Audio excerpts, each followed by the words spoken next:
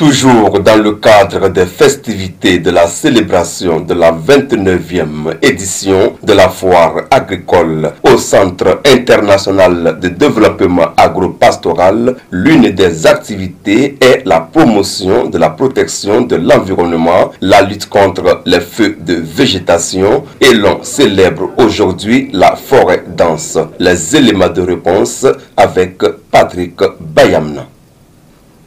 Quand nous disons la danse de la forêt ou la forêt dense, souvent les gens pensaient qu'on dit la forêt qui est bien fermée, forêt dense. Quand on dit forêt dense, forêt claire, et c'était pour nuancer avec ça.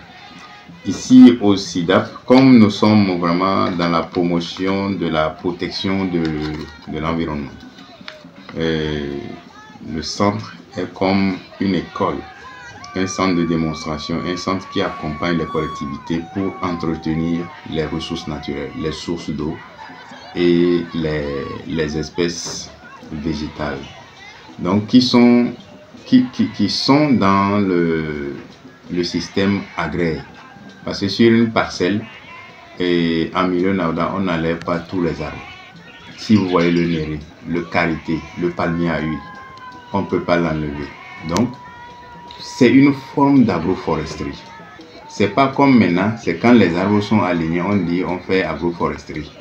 Ou bien culture en couloir. Nos paysans le feraient. L'agroforesterie paysanne, l'agroforesterie culturelle et culturelle, c'est ça. C'est le niveau 1, ça. Quand le paysan, il travaille son sol, il entretient les arbres qui sont sur la parcelle de façon à cohabiter. Mais il peut démarier. Il laisse ces espèces qui ont une valeur agronomique et environnementale ou économique. Donc, au niveau du SIDAP, on se dit, en dehors de cette forme d'entretien ou de protection de l'environnement, nous encourageons maintenant les reboisements, les enrichissements, nous encourageons donc les activités de mise en défense et nous développons le concept de la régénération naturelle assistée, ce que nous appelons communément les RNA, pour amener les paysans à créer des bosquets, à créer des îlots de forêt. Donc, soit autour de leur cours d'eau pour protéger et réduire l'action de l'eau.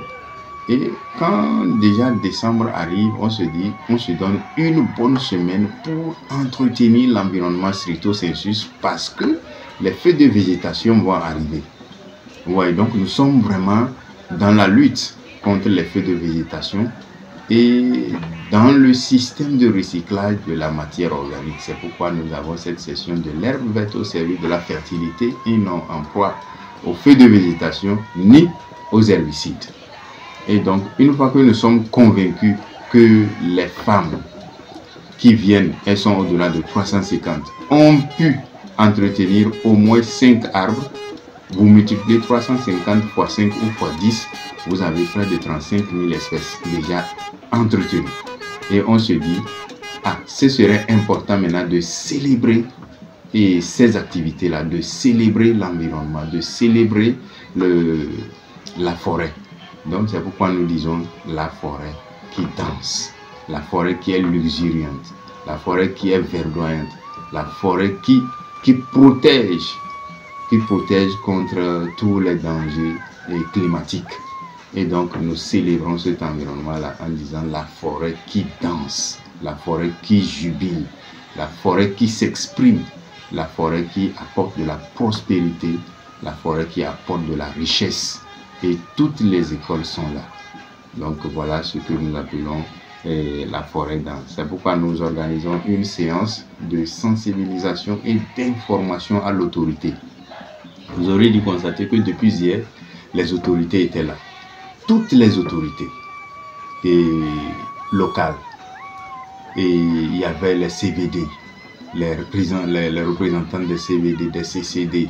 Il y avait les autorités militaires, paramilitaires, il y avait la justice, il y avait les services déconcentrés de l'agriculture, de l'environnement, de la planification, du commerce. Donc, il y avait toutes ces corporations-là, en plus des responsables des établissements qui enseignent les jeunes, juste pour passer ce message-là, qu'il est important que le message passe au niveau de la jeunesse. Et donc si ça passe au niveau de la jeunesse, de toutes les cohortes, on est déjà protégé. Les jeunes vont prendre conscience et faire attention à l'environnement. Cohabiter avec l'environnement, il revient donc à sensibiliser et d'informer toutes les couches sociales de l'importance que revêt la forêt.